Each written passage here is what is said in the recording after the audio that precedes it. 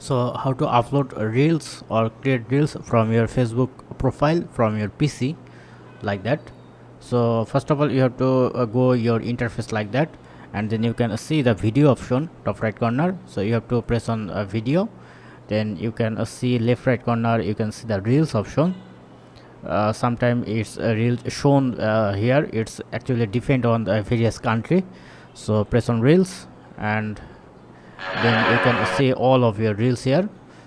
You can scroll down, and now if you want to upload your own reel, press on create reels, and then you can see this option. So you have to upload your reels. Now suppose I am upload these reels,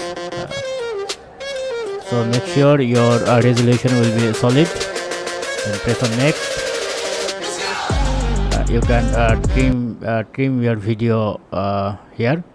Make sure your video is customized for reels, so press on next, and now you have to select your title,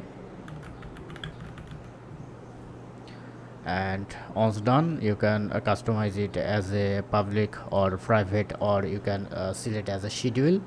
So I want to publish it now, press on publish. So your video is published now.